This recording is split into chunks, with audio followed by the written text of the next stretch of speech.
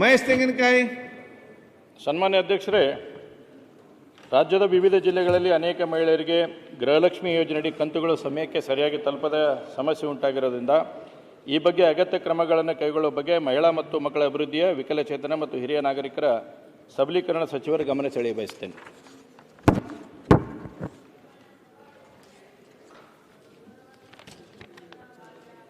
ಶಾಸಕರಿಗೆ ಒದಗಿಸಿದ್ದೀನಿ. ಏನಾದರೂ ಪರ್ಟಿಕ್ಯುಲರ್ ಏನಾದರೂ ಇದ್ದರೆ, ಸ್ಪೆಸಿಫಿಕ್ ಏನಾದರೂ ಇದ್ದರೆ ತಾವು ಕೇಳ್ಬೋದು. ಮಾನ್ಯ ಅಧ್ಯಕ್ಷರೇ, ಸಚಿವರು ಉತ್ತರವನ್ನು ಕೊಟ್ಟಿದ್ದಾರೆ. ಎಲ್ಲ ಕಂತುಗಳನ್ನು ಕೂಡ ನಾವು ತಲುಪಿಸಿದ್ದೇವೆ ಅಂತಕ್ಕಂಥ ಮಾಹಿತಿಯನ್ನು ಮಾನ್ಯ ಸಚಿವರು ಕೊಟ್ಟಿದ್ದಾರೆ. ನಾನು ಮಾನ್ಯ ಸಚಿವರಿಗೆ ಕೇಳಕ್ಕೆ ಬಯಸ್ತೇನೆ, 25ನೇ ವರ್ಷದ ಅಂದರೆ ಇದೇ ವರ್ಷದಲ್ಲಿ ಇರ್ತಕ್ಕಂಥ ಫೆಬ್ರವರಿ ಮತ್ತು ಮಾರ್ಚು ಆ 2 ತಿಂಗಳ ಹಣ ಇನ್ನೂವರೆಗೆ ಯಾರಿಗೂ ಜಮೆ ಆಗಿಲ್ಲ. ಅದಕ್ಕೆ ಕಾರಣ ಏನು ಅನ್ನೋಂಥದ್ದು ಒಂದು ಸ್ವಲ್ಪ ಸ್ಪಷ್ಟೀಕರಣ ಕೊಟ್ಟರೆ ಸರಿಯಾಗುತ್ತೆ. ಓಕೆ. ಮಾನ್ಯ ಸಭಾಧ್ಯಕ್ಷರೇ, ಗೃಹಲಕ್ಷ್ಮಿ ಯೋಜನೆ ಇದು ಇಡೀ ವಿಶ್ವದಲ್ಲಿಯೇ ಮಹಿಳೆಯರ ಆರ್ಥಿಕ ಸಬಲೀಕರಣ ಮಾಡಲಿಕ್ಕೆ ಒಂದು ದೊಡ್ಡ ಗುರುತರವಾದ ಹೆಜ್ಜೆ ಅಂತ ನಾನು ಸದನಕ್ಕೆ ತಮ್ಮ ಮುಖಾಂತರ ಹೇಳಲಿಕ್ಕೆ ಬಯಸ್ತೇನೆ. ಮತ್ತು ಈ ನಮ್ಮ ರಾಜ್ಯದ ಗೃಹಲಕ್ಷ್ಮಿ ಯೋಜನೆಯನ್ನು ಬೇರೆ ರಾಜ್ಯಗಳಲ್ಲಿ ಕರ್ನಾಟಕ ಮಾಡೆಲ್ ಆಗಿ ತೆಗೆದುಕೊಂಡು ಎಲ್ಲರೂ ಮಾಡ್ತಾ ಇರೋದನ್ನು ಸದನ ಗಮನಕ್ಕೂ ತರಬಯಸ್ತೀನಿ. ಅದು ಎಲ್ಲರಿಗೂ ಗೊತ್ತಿರುವಂಥ ವಿಚಾರ. ಅದರಲ್ಲೂ ಮಹಿಳೆಯರನ್ನ ಆರ್ಥಿಕವಾಗಿ ಸಬಲೀಕರಣ ಮಾಡಲಿಕ್ಕೆ ಬಹಳಷ್ಟು ದೊಡ್ಡ ಒಂದು ಆಕಾಂಕ್ಷೆಯನ್ನು ಇಟ್ಕೊಂಡು ಈ ಯೋಜನೆಯನ್ನು ನಾವು ಜಾರಿಗೆ ತಂದ್ವಿ. ಇಲ್ಲಿಯವರೆಗೆ ಸಭಾಧ್ಯಕ್ಷರೇ ತಮ್ಮ ಗಮನಕ್ಕೆ ತರಲಿಕ್ಕೆ ನಾನು ಬಯಸ್ತೇನೆ, ಸುಮಾರು 54,000 ಕೋಟಿ ರೂಪಾಯಿಯನ್ನು ಗೃಹಲಕ್ಷ್ಮಿಯ ಫಲಾನುಭವಿಗಳಿಗೆ, ಯಾವತ್ತಿನಿಂದ ಈ ಯೋಜನೆ ಶುರು ಆಯಿತು ಇಲ್ಲಿಯವರೆಗೆ ಸುಮಾರು 54,000 ಕೋಟಿ ರೂಪಾಯಿಯನ್ನು ಗೃಹಲಕ್ಷ್ಮಿ ಯೋಜನೆಗೆ ನಾವು ದುಡ್ಡನ್ನು ಕೊಟ್ಟಿದ್ದೇವೆ. ಇಲ್ಲಿಯವರೆಗೆ 23 ಕಂತನ್ನು ನಾನು ಮಾನ್ಯ ಸದಸ್ಯರಿಗೆ ತಮ್ಮ ಮುಖಾಂತರ ಹೇಳಲಿಕ್ಕೆ ಬಯಸ್ತೇನೆ. 23 ಕಂತನ್ನು 1,24,00,000 ಮಹಿಳೆಯರಿಗೆ, ಮನೆಯ ಯಜಮಾನಿಗಳಿಗೆ, ಅಂದರೆ ಒಬ್ಬೊಬ್ಬರಿಗೆ 46,000 ರೂಪಾಯಿಗಳು, ಇಂಡಿವಿಜುವಲ್ ಒಬ್ಬೊಬ್ಬರಿಗೆ ಫಲಾನುಭವಿಗಳಿಗೆ 46,000 ರೂಪಾಯಿಗಳನ್ನು ಇಲ್ಲಿಯವರೆಗೆ ಮುಟ್ಟಿಸುವಂಥ ಕೆಲಸವನ್ನು ಮಾಡಿದೆವು. ತಮಗೆ ಹೇಳಲಿಕ್ಕೆ ಬಯಸ್ತೇನೆ, ಆಗಸ್ಟ್ವರೆಗೂ ನಾವು ಕ್ಲಿಯರ್ ಮಾಡಿದ್ದೇವೆ. ತಮ್ಮ ಗಮನಕ್ಕೂ ತರಲಿಕ್ಕೆ ಬಯಸ್ತೇನೆ, ಇದರಲ್ಲಿ ತಾವು ಕೇಳಿದಿರ ಪ್ರಶ್ನೆಯಲ್ಲಿ ತಾವು ಮಾಹಿತಿಗೆ ಕೇಳಿದಾಗ ಏನಾದರೂ ತಾಂತ್ರಿಕ ದೋಷ ಇತ್ತು ಅಂತ. ಹೌದು, ಒಂದು 3 ತಿಂಗಳು ನಮಗೆ ಸ್ವಲ್ಪ ಕನ್ಫ್ಯೂಷನ್ ಆಯಿತು. ಯಾಕಂದರೆ ನೇರವಾಗಿ ನಮ್ಮ ಇಲಾಖೆಯಿಂದ ನೇರವಾಗಿ ಫಲಾನುಭವಿಗಳಿಗೆ ನಾವು ಮುಂಚೆ ಯೋಜನೆ ಹಣವನ್ನು ಡೈರೆಕ್ಟಾಗಿ ಅವ್ರ ಅಕೌಂಟ್ಗೆ ಕಳಿಸ್ತಾ ಇದ್ವಿ. ಅದಾದ ನಂತರ ನಾವು ತಾಲೂಕ್ ಪಂಚಾಯಿತಿ ಮುಖಾಂತರ ಕೊಡೋದ್ರಿಂದ ಒಂದು 2-3 ತಿಂಗಳು ಡಿಲೇ ಆಯಿತು. ಬಟ್ ನಮ್ಮ ಉದ್ದೇಶ ಮಾನ್ಯ ಸಭಾಧ್ಯಕ್ಷರೇ, ಏನು ಮಹಿಳೆಯನ್ನು ಆರ್ಥಿಕವಾಗಿ ಸಬಲೀಕರಣ ಮಾಡಬೇಕಂತ ಇದ್ವಿ, ಆ ಉದ್ದೇಶದಿಂದ ಹಿಂಸರಿಯುವಂಥ ಪ್ರಶ್ನೆನೇ ಇಲ್ಲ. ಇದರಲ್ಲಿ ಯಾವುದೇ ರೀತಿಯಾದಂಥ ಗೊಂದಲಗಳಿಲ್ಲ. ಭಾಳ ಸ್ಪಷ್ಟತೆಯಿಂದ, ಭಾಳಷ್ಟು ಬದ್ಧತೆಯಿಂದ ನಾವು ಈ ಯೋಜನೆಯನ್ನು ಜಾರಿಗೆ ತಂದಿದ್ದೇವೆ. ಅದೇ ಪ್ರಕಾರ ಮುಂದೆ ಕೂಡ ನಾವು ನಡ್ಕೊಂಡು ಹೋಗ್ತೀವಿ. ಇದರಲ್ಲಿ ನಾವು ಯಾವುದೇ ರಾಜಕಾರಣ ಮಾಡ್ತಲ್ಲ, ಯಾವುದೇ ಸ್ವಾರ್ಥ ಇಲ್ಲ. ಭಾಳಷ್ಟು ನೀಟಾಗಿ, ಕರೆಕ್ಟಾಗಿ, ಯಾವುದೇ 1 ರೂಪಾಯಿ ಹೆಚ್ಚು ಕಡಿಮೆ ಈಚೆ ಆಚೆ ಆಗದೆ, ಯಾವುದೇ ಮಧ್ಯವರ್ತಿಗಳ ಹಾವಳಿ ಇಲ್ಲದೆ ಡೈರೆಕ್ಟಾಗಿ ಮನೆಯ ಯಜಮಾನಿಗೆ ದುಡ್ಡನ್ನು ತಲುಪಿಸುವಂಥ ಕೆಲಸ ಮಾಡ್ತಾ ಇದ್ದೀವಿ. ಓಕೆ. ಮಾನ್ಯ ಅಧ್ಯಕ್ಷರೇ, ಹೇಳಿದ್ರು. 1 ಮಿನಿಟ್ ಅಲ್ಲ ಹೇಳಿ, ನಾ ಕೇಳಿದ್ದು ಹೇಳಿಬಿಟ್ಟು ಎಲ್ಲ ಹೇಳಿದರು ಅವರು. ನಾನು ಕೇಳಿದ್ದು ಫೆಬ್ರವರಿ ಮತ್ತು ಮಾರ್ಚು 2025 ದುಡ್ಡು ಇನ್ನೂವರೆಗೆ ಬಂದಿಲ್ಲ ಅಂತೇಳಿ. ಅದನ್ನ ಬಿಟ್ಟು ವಿಶ್ವದ ಹಿಡಿದು ಎಲ್ಲ ಹೇಳಿದರು. ಅದ್ರ ಬಗ್ಗೆ ಫೆಬ್ರವರಿ ಮತ್ತು ಮಾರ್ಚ್ ಹಣ ಯಾಕೆ ಬಂದಿಲ್ಲ, ಇನ್ನೂವರೆಗೆ ಯಾಕೆ ಬಿಡುಗಡೆ ಆಗಿಲ್ಲ, ಅದನ್ನು ಸ್ಪಷ್ಟೀಕರಣ ಕೊಡ್ರಿ. ಮಾನ್ಯ ಸಭಾಧ್ಯಕ್ಷರೇ, ನಾನು ಈಗಲೇ ಸದಸ್ಯರ ಗಮನಕ್ಕೂ ತೆಗೆದುಕೊಂಡು ಬಂದಿದ್ದೀನಿ. ಇಲ್ಲಿಯವರೆಗೆ 23 ಕಂತನ್ನು ಕ್ಲಿಯರ್ ಮಾಡಿದ್ದೀವಿ.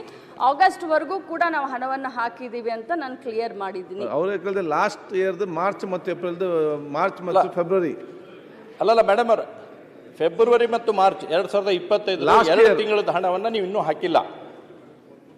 ಯಾವ ಆಫೀಸರ್ ಇದ್ರೆ ದಯವಿಟ್ಟು ಕೇಳ್ರಿ. ಇನ್ಫಾರ್ಮೇಶನ್ ಸರಿ ಕೊಟ್ಟಾರ ಗೊತ್ತಿಲ್ಲ, ಅವ್ರಿಗೆ ಒಂದ್ಸಲ ಎನ್ಕ್ವೈರಿ ಮಾಡಿ. ಆಗಸ್ಟ್ವರೆಗೂ ಕ್ಲಿಯರ್ ಮಾಡಿದ್ದೀನಿ.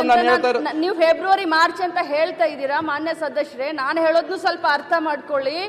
ಆಗಸ್ಟ್ವರೆಗೂ ಕ್ಲಿಯರ್ ಮಾಡಿದ್ದೀನಿ, ಫೆಬ್ರವರಿ ಮಾರ್ಚ್ ಹಿಡ್ಕೊಂಡು ಅಂತ ತಮ್ಮ ಗಮನಕ್ಕೆ ಹೇಳಲಿಕ್ಕೆ ಬಯಸ್ತೇನೆ. ಹಾಗಾದ್ರೆ 1 ಮಿನಿಟ್ ಹೌಸ್ ನಲ್ಲಿ ಉತ್ತರ ಕೊಡ್ತಾ ಇದ್ರಿ, ಫೆಬ್ರವರಿ ಮಾರ್ಚ್ ಹಾಕಿಲ್ಲ ಅಂತಂದ್ರೆ ಏನಂತ ಅದೊಂದ್ಸಲ ಹೇಳ್ಬಿಡ್ರಿ.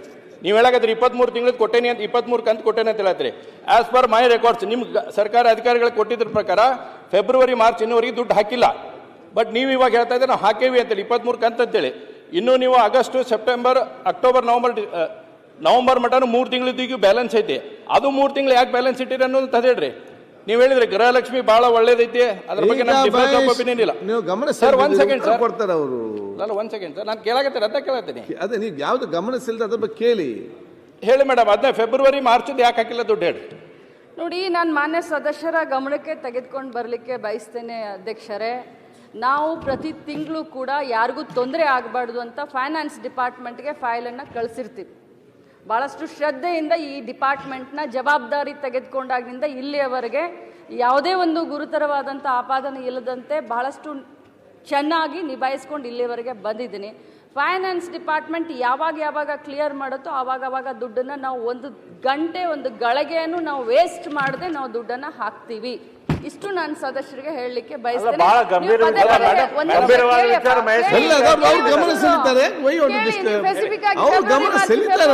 ಅಂತ ಹೇಳ್ತಾ ಇದ್ದೀರಿ.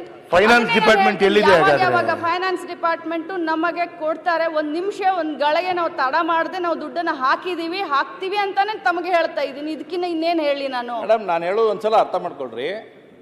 ಫೆಬ್ರವರಿ ಮಾರ್ಚ್ ಹಾಕಿದೆ, ಏಪ್ರಿಲ್ ಮೇ ಜೂನ್ ಜುಲೈ ನೀವು ಹಾಕಿದಿರಿ ದುಡ್ಡು, ಅದ್ರ ಬಗ್ಗೆ ನನ್ನ ಕ್ವಶನ್ ಇಲ್ಲ.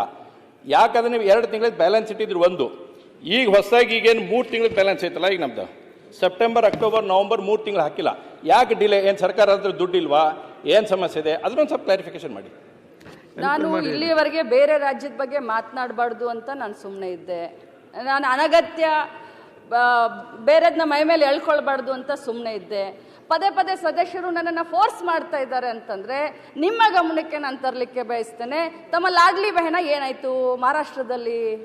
ಕರ್ನಾಟಕದ ವಿಧಾನಸಭಾ ಸದಸ್ಯನಾಗಿ ನಿಮಗೆ ನನಗೆ ಲಾಡ್ಲಿ ಬೆಹನ ಬಗ್ಗೆ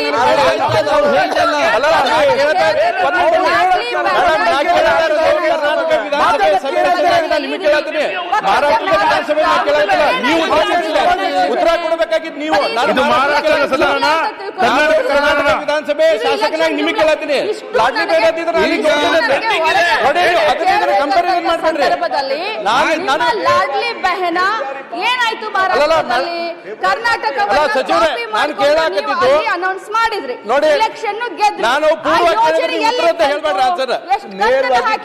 ನಾನು ನಿಮಗೆ ಸ್ಪಷ್ಟವಾಗಿ ಮಹೇಶ್ 4 ತಿಂಗಳ ಹಣವನ್ನ ಸರ್ ಇಲೆಕ್ಷನ್ ಬರುತ್ತೆ ಅಂತ ಹೇಳಿ ಅಧ್ಯಕ್ಷರೇ 4 ತಿಂಗಳ ಹಣವನ್ನ ಮುಂಗಡವಾಗಿ ಪಾವತಿ ಮಾಡಿದ್ರಿ ಇವರು ಮಹಾರಾಷ್ಟ್ರದಲ್ಲಿ. ಇವ್ರದೇ ಸರ್ಕಾರ ಇದೆ. ಈಗ ಎಲ್ಲಿಗೆ ಬಂದಿದೆ? ಎಷ್ಟು ಕುಂಠಿತ ನಡೀತಾ ಇದೆ? ಎಷ್ಟು ಹಣ ಹಾಕಿದ್ದಾರೆ? ಅದ್ರ ಬಗ್ಗೆ ಇದೆಯಾ? ಅದ್ರ ಬಗ್ಗೆ ಏನಾದ್ರು ಇವ್ರ ಹತ್ರ ಮಾಹಿತಿ ಇದೆಯಾ? ನಾವು ಮೇಡಮ್ ಫೆಬ್ರವರಿ ಈ ಯೋಜನೆಯಿಂದ ರಾಜ್ಯದ ಮಹಿಳೆಯರಿಗೆ ಎಷ್ಟೊಂದು ಅನುಕೂಲ ಆಗಿದೆ ಅನ್ನೋದ್ರ ಬಗ್ಗೆ ಏನಾದ್ರು ನೀವು ನೋಡಿದೀರಾ? ತಿಳ್ಕೊಂಡಿದ್ದೀರಾ? ಈ ಯೋಜನೆಯನ್ನು ವಿರೋಧ ಮಾಡಿದಂತವ್ರು ನೀವು.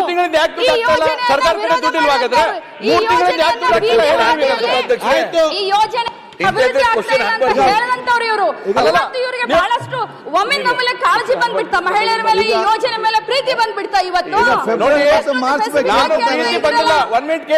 ಈ ಯೋಜನೆ ನಾನ್ ಕೇಳ್ತಾ ಇರೋದು ಮೇಡಮ್ ನಿಮ್ಗೆ ನೀವೇನ್ ಮಾತು ಕೊಟ್ಟಿರಿ ಅದನ್ನ ನಡೆಸ್ಕೊಡಿ ಅಂತ ಕೇಳ್ತೇವೆ. ಅಡಿಷನಲ್ ಏನು ಕೇಳಕ್ಕಿಲ್ಲ ನಿಮ್ಗೆ. ಒಂದು ಬಹಳ ಸ್ಪಷ್ಟತೆ ಐತಿ. ನೀವು ಇದು 3 ತಿಂಗಳಾಯ್ತು, ಯಾಕೆ ದುಡ್ಡು ಹಾಕ್ತಾ ಇಲ್ಲ? ಏನ್ ಸಮಸ್ಯೆ?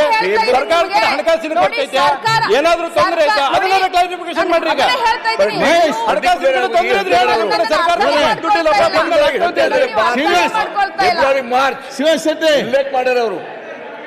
ಅಲ್ಲ ಮಂತ್ರಿಗಳು ಫೈನಾನ್ಸ್ ಡಿಪಾರ್ಟ್ಮೆಂಟ್ ಸಹಾಯ ಮಾಡ್ರಿ ಬೇರೆಯವರು. ಅವ್ರ ಮಂತ್ರಿಗಳು ಚರ್ಚೆ ಮಾಡ್ತೇವೆ. ಅವ್ರು ಹೇಳ್ತಾ ಇದ್ದಾರೆ ನನಗೆ ಫೈನಾನ್ಸ್ ಡಿಪಾರ್ಟ್ಮೆಂಟ್ ರೊಕ್ಕ ಕೊಡ್ತಾ ಇಲ್ಲ, ಫೈನಾನ್ಸ್ ಡಿಪಾರ್ಟ್ಮೆಂಟ್ ದುಡ್ಡಿಲ್ಲ, ಹಾಗಾಗಿ ಅಂತ ಅವ್ರ ಮಂತ್ರಿಗಳು ಹೇಳ್ತಾರೆ. ಪಾಪ ಸಹಾಯ ಮಾಡ್ರಿ. ಈಗ ಕನ್ಫ್ಯೂಷನ್ ಬೇಡ, ಸಹಾಯ ಮಾಡ್ರಿ. ಮಾನ್ಯ ಅಧ್ಯಕ್ಷ, ನೀವು ಗಮನ ಚರ್ಚೆ ಬೇಡ. ಈಗ ಮಾನ್ಯ ಅಧ್ಯಕ್ಷ, ಇದರಲ್ಲಿ ರಾಜಕಾರಣ ಬೆರೆಸಬೇಡಿ. ಸಮೃದ್ಧಿ ಜಮನಾಥ್ ಮಹೇಶ್ ತೆಂಗಿನಕಾಯಿ ಹೇಳಿದ್ದೇನು ಅಂತ ಕೇಳಿದ್ರೆ ನೀವು ಆನ್ಸರ್ ಮಾಡಿದ್ದೇನು ಮಾನ್ಯ ಸಚಿವರೇ? 2025 ಆಗಸ್ಟಿನ ತನಕ ನಾವು ಕೊಟ್ಟಿದೀವಿ ಅಂತ ನೀವು ಹೇಳಿದ್ರಿ. ಐ ಅಗ್ರಿ, ನೀವು ಸದನದಲ್ಲಿ ಒಪ್ಕೊಂಡಿದ್ದೀರಿ.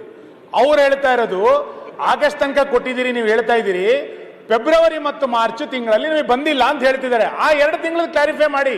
ಮುಂದಿನ 3 ತಿಂಗಳಲ್ಲಿ ಆಗಿಲ್ಲ ಅನ್ನೋ ನಮಗೆ ಗೊತ್ತಿದೆ. ಆ 2 ತಿಂಗಳಲ್ಲಿ ಬಿಟ್ಟೋಗಿದ್ಯಾ ಅನ್ನೋದನ್ನ ಕ್ಲಾರಿಫೈ ಮಾಡಿದ್ರೆ ಆಯ್ತು ಅಷ್ಟೇ. ನೀವು ಇನ್ನೇನೋ ಬೇರೆ ರಾಜ್ಯದ ಹೇಳಕ್ ಹೋದ್ರೆ ನಾವು ಆ ರಾಜ್ಯದ ಹೇಳಕ್ ಹೋದ್ರೆ ನಿಮ್ಗೆ ಸಮಸ್ಯೆ ಆಗುತ್ತೆ. ಅದನ್ನ ಹೇಳ್ಬೇಡಿ. ಮೊನ್ನೆ ಮಹಾರಾಷ್ಟ್ರಕ್ಕೆ ಹೋಗ್ಬಂದಿದ್ದಾರೆ DK ಶಿವಕುಮಾರ್ ಅವರು, ಇನ್ನೂ ಬೆಳಕು ಚೆಲ್ಬೋದು ಅದ್ರ ಬಗ್ಗೆ. ಈಗ ನೀವು ಮಾರ್ಚ್ ಮತ್ತು ಏಪ್ರಿಲ್ ಮಾತ್ರ ಹೇಳಿ ಸಾಕು.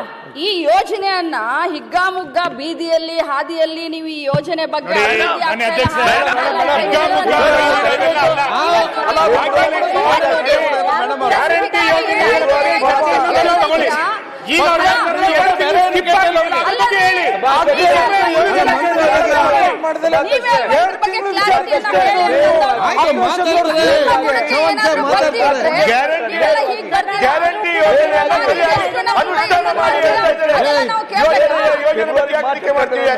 ಈಗ ಒಂದೇ ಗ್ಯಾರಂಟಿಯನ್ನ ಸರಿಯಾಗಿ ಇವರು 2 ತಿಂಗಳು ವಿಚಾರಕ್ಕೆ ಇಷ್ಟೆಲ್ಲ ಅಬ್ಜೆಕ್ಷನ್ ಮಾಡ್ತಾರೆ ಅಂದ್ರೆ ಇವ್ರಿಗೆ ಕರುಣೆನೇ ಇಲ್ಲಲ್ಲ ಅಂತ ನಾನು ಬೇಜಾರಾಗುತ್ತೆ. ಈಗ 2 ತಿಂಗಳ ಚರ್ಚೆ ಇರುವಂತದ್ದು. ಅವ್ರು ಹೇಳ್ತಾರೆ ಆಗಸ್ಟ್ ತನಕ ಕೊಟ್ಟಿದ್ದಾರೆ, ಅದರ್ಥ ಮಾರ್ಚ್ ಮತ್ತು ಫೆಬ್ರವರಿ ಸೇರಿಸಿ ಕೊಟ್ಟಿದ್ದೇವೆ ಅಂತ ಅರ್ಥ.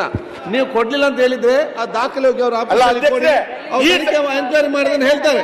ಅಧ್ಯಕ್ಷ, ಈ ಸರ್ಕಾರಕ್ಕೆ ಲೆಕ್ಕಕ್ಕೆ ಪಿಟಿ ಮಾಡ್ತಿದ್ರ ಅಂತ ಕಾಣುತ್ತೆ ನನಗೆ. ಯಾಕಂದ್ರೆ ಮಾರ್ಚ್ ಮತ್ತೆ ಏಪ್ರಿಲ್ ಇತ್ತು, ಮತ್ತೆ ಆಗಸ್ಟಿಗೆ ಹೋಗಿದೆ. ಹಾಗಾಗಿ ಲೆಕ್ಕಕ್ಕೆ ಪಿಟಿ ಮಾಡ್ತಿದ್ರ ಅಂತ ಇವರಿಗೆ. ಅಧ್ಯಕ್ಷರೇ, ಅಧ್ಯಕ್ಷರೇ 1 ಮಿನಿಟ್, ಲಾಸ್ಟ್ ಒಂದು ಕ್ವಶನ್ ಇದೆ. ಒಂದು ಅವ್ರು ಇನ್ನೂ ಕೊಡ್ಲಿಲ್ಲ ಫೆಬ್ರವರಿ ಮಾರ್ಚ್. ನೀವು 1 ಮಿನಿಟ್ ಸರ್, ನೀವು ಹೇಳಕತ್ತಿದ್ದು ನಾನು ಡಾಕ್ಯುಮೆಂಟ್ಸ್ ಕೊಡ್ತೇನೆ ಅವ್ರಿಗೆ. ಫೆಬ್ರವರಿ ಮಾರ್ಚ್ ಕೊಟ್ಟಿಲ್ಲ ಅಂತ ನಾನು ಡಾಕ್ಯುಮೆಂಟ್ ಕೊಡ್ತೇನೆ, ಆಯ್ತಾ? ಅದ್ರ ಕ್ಲಿಯರಿಟಿ ಅವ್ರು ಹೇಳ್ತಾರೆ. ತಡಿ ಬರೋಣ, ಅವ್ರು ಹೇಳಿದ ಮೇಲೆ ನಾನು ಕ್ಲಾರಿಫಿಕೇಶನ್ ಮಾಡಲಿ. ಎರಡನೇದ್ದು, ಈಗೇನು ನಮಗೆ